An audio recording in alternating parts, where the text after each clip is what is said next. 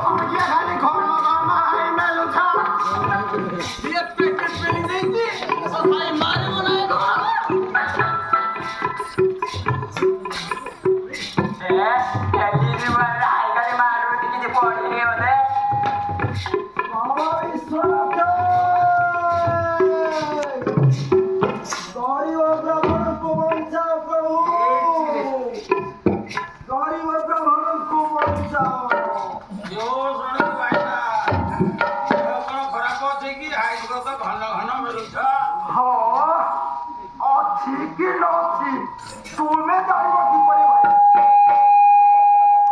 ମୁଁ ସିନା ଜାଣୁଛି। ତୁମେ କଣ ଚାଷ ବାସ କରିଛ ପରା?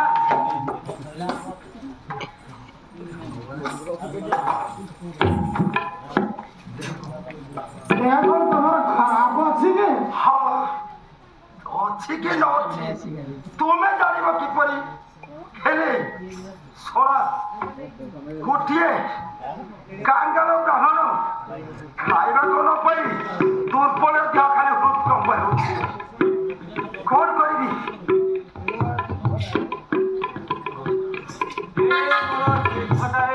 କିଛି ମିଳିଲାନି। କହନା ଭାଇ, ଏଡ଼େ ବଡ଼ ତୀର୍ଥରେ ବୁଲୁଛି ଯେ ପକୁଡ଼ିଟିଏ ଖାଇବା ପାଇଁ ମଧ୍ୟ ପଇସା ମିଳୁନି। କୋଉ ଶଳା ଉପାୟଟାର ମୁହଁ ଚାହିଁ ବାହାରିଥିଲି କେଜାଣି, ଶଳା ପକୁଡ଼ିଟିଏ ଖାଇବା ପାଇଁ ମଧ୍ୟ ପଇସାଟିଏ ମିଳିଲାନି। ଏଣେ ଆମ ଗୃହଲକ୍ଷ୍ମୀଙ୍କ କଥା ମନେ ପଡ଼ିଲେ ମାସକ ପୂର୍ବରୁ ଦେହରେ ଛାଞ୍ଚୁଣି ମାଡ଼ ବାଜି ଦେହ ଖାଲି ହୃଦକମ୍ପ ହେଉଛି। ଏଣେ ମୋ ଦୁର୍ବଳ ଶରୀରକୁ ସବଳ ହେଇଯାଉଛି। ଏଣେ ଚକ୍ରଧରଙ୍କ ଏଣେ ଅଫିମ ଚିନ୍ତା, ଏଣେ ମାଳିକଙ୍କ ଭୟ। କଣ କହିବି ଭାଇ? କିନ୍ତୁ ମୁଁ ଶଳା ଯଦି କିଛି ସଲାମ ନ ନେଇ ଯଦି ତା ସାମ୍ନାରେ ଠିଆ ହୁଏ, ତାହେଲେ ସେଇ ଅତି ଆଦରର ଛାଞ୍ଚୁଣି ମୁଠାକ ଘୁଙ୍ଗୁର ପିନ୍ଧାଇ ସଜବାଜ କରି ରଖିଥିବେ ଆମ ଗୃହଲକ୍ଷ୍ମୀ ବଡ଼ ଶାନ୍ତ ସେ ତାଙ୍କ ଅତି ଆଦରର ଛାଞ୍ଚୁଣି ମୁଠାକ ଆସି ମୋ ପିଠିରେ ନିର୍ଦ୍ଦମ ନୃତ୍ୟ କରି କରି କରି ଶଳା ମୋ ଦୁର୍ବଳ ଶରୀରକୁ ଏକାଥରକେ ସବଳ କରିଦେଲା। କହିବି ଭାଇ, ଏଇ କଥା ସେଇ କଥା ଭାବି ଭାବି ମୋ ଗୋଡ଼ ହାତ ତ ଖାଲି ଅବଶ ହୋଇଯାଉଛି। ଭାଇ ମୋଠି ଓ ଭାଇ, ତୁ ମୋ ଜୀବନ ରଖିଲୁ, ତୋତେ ମୁଁ ନମସ୍କାର କରୁଛି ଭାଇ, ନମସ୍କାର କରୁଛି। ଭାଇ ମନେ ପଡ଼ିଗଲା। ତୁ ମୋ ଠାରୁ ସାନ ହେବୁ ପରା। ହଁ ସତ ସମସ୍ତର ଜୀବିତା ରସ୍ତୁ ନତୁ ନତୁ। ଆରେ ଭାଇ ଲଗା, ଆରେ ଲଗା ଲଗା ଚଞ୍ଚଳ ଲଗା, ୟାକୁ ଖାଇଦ ମନ ବୁଝାଇଦେବା।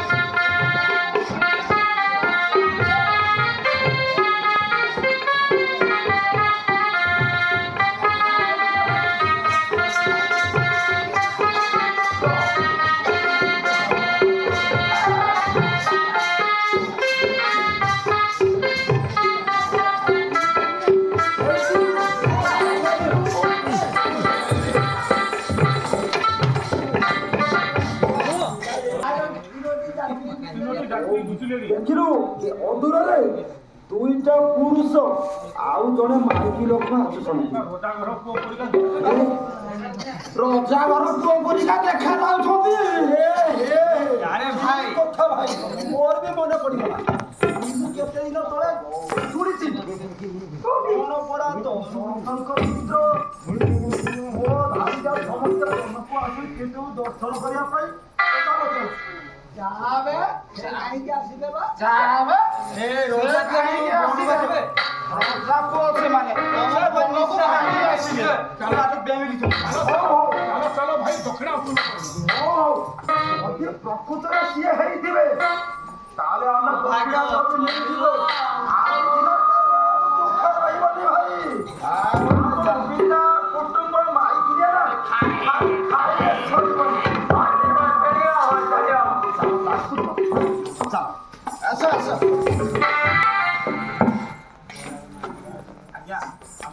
ଆଜ୍ଞା ଦକ୍ଷିଣତା ମିଳୁ ବ୍ରାହ୍ମଣ ଗଣେ ଧନ ନାହିଁ ହସ୍ତେ କି ଦେବି ତୁମ୍ଭଙ୍କୁ କିଏ ପୂର୍ବ ଅଯୋଧ୍ୟା ରାଜନ ଶୁଣ ହେ ବ୍ରାହ୍ମଣ ପିତାଙ୍କର ସତ୍ୟ ରକ୍ଷା ଅର୍ଥେ ବର୍ତ୍ତମାନ ବନଗାମୀ ଆମ୍ଭେ ଧନ ଥିଲେ ଅବଶ୍ୟ ତ ସଙ୍ଗେ କାହିଁ ତୁଲେନି ତମ ରାଣୀଙ୍କ ଦେହରେ ଯେତେ ଅଳଙ୍କାର ଅଛି ଦେଇଦେଲେ ଆମର ସରିବ ନାହିଁ ଚାଷ ଜଳ ହେଇ ମୃତ ପଡୁଛି ବ୍ରାହ୍ମଣ ଗଣେ କହିଲେ ମୋ କିଛି ନାହିଁ ଅଧିକାର ଦିଅ କ୍ଷମା ଯାଅ ଆସ ଲକ୍ଷ୍ମଣ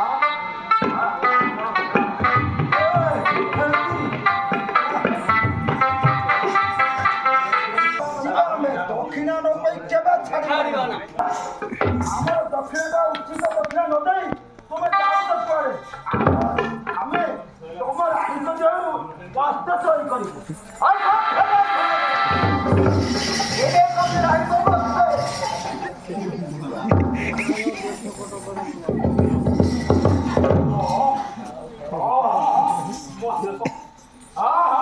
ତମ ଦେହରେ ଯାହା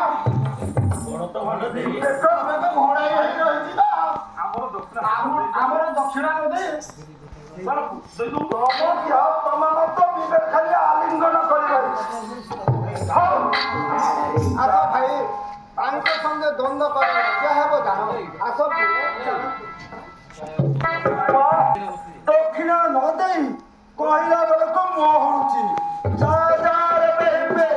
ତୀର୍ଥକୁ ଆସିଥିଲ ସତ୍ୟ ଯେମିତି ବାପା ଗଢିଥିଲା ଠାକୁର ଜଗତ ବଂଶ ସାରା ଆସିଛ ଦର୍ଶନ କରିବାକୁ କହିଲା ବେଳକୁ ମୁହଁ ହଉଛି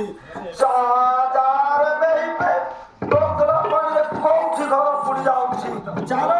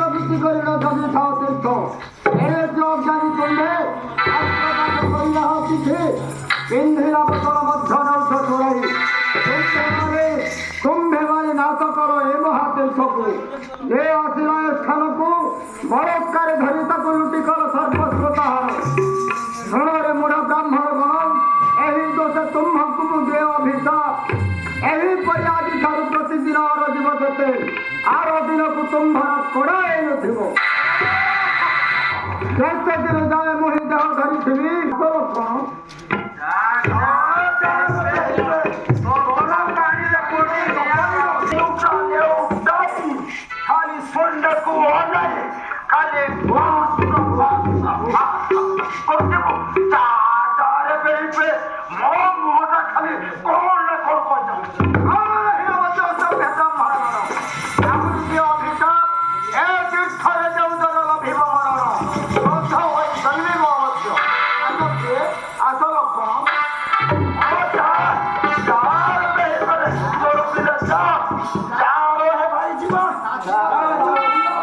କୋଉଠି ଆମେ ଚାଲିଥିବା